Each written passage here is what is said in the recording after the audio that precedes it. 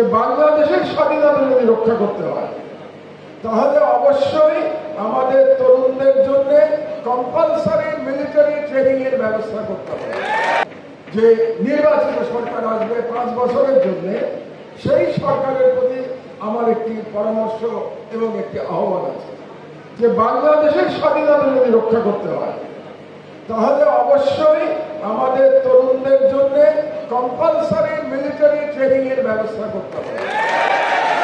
কারণ যদি আমরা আমাদের তরুণ জনগণকে মিলিটারি ট্রেনিং দিয়ে রাখতে পারি তাহলে যখন আমাদের এক্সটার্নাল থ্রেট আসবে আমি নিশ্চিত ইনশাআল্লাহ আমাদের তরুণ সমাজ সেই এক্সটার্নাল থ্রেটকে মোকাবেলা করতে সক্ষম হবে।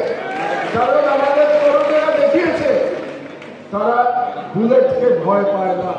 আবু সাইদ দেখিয়েছে যে বুলেটের সামনে, বন্দুকের সামনে কিভাবে 2 হাত প্রসারিত করে মুখ চিতিয়ে দাঁড়িয়ে থাকা যায়।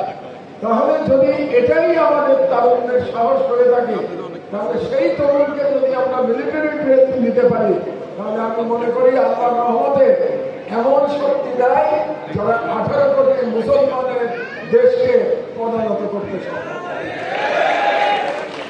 আমার বক্তব্য আমি দীর্ঘায়িত করবো না, নামাজের সময় হয়ে গেছে, আমাদের নামাজের ওয়াক্ত প্রায় পার হয়ে যাচ্ছে আমাদের জোহরের নামাজে। শুধু সর্বশেষ যে কথাটি আমি বলতে চাই যে আমরা যেন আমাদের কোনো ব্যবহারে, আমাদের কোনো কর্মকাণ্ডের মাধ্যমে আমরা জুলাই বিপ্লবকে যেন প্রশ্নবিদ্ধ না করি। এই আহ্বানটা থাকবে আমার রাজনীতিবিদদের প্রতি, এই আহ্বান থাকবে আমাদের তরুণদের প্রতি। আপনারা কোনোভাবে যেন পথভ্রষ্ট হবেন না, যাতে করে এই পথভ্রষ্টতার কারণে জুলাই বিপ্লব প্রশ্নবিদ্ধ হয়। কোনো ঘটনা ঘটছে আমরা দেখতে পাচ্ছি যেটা দুর্ভাগ্যজনক।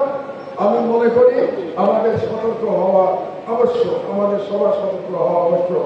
এবং আমি শিক্ষকদের বিশেষভাবে বলবো আপনারা অবশ্যই আপনাদের ছাত্রছাত্রীদের এই ব্যাপারে প্রয়োজনীয় পরামর্শ দেবেন, তাদেরকে উৎসাহ দেবেন যাতে তারা ন্যায়নিষ্ঠ থাকে, যাতে তারা কোন রকম লোভ বা চাপের কাছে তারা মাথা না করে।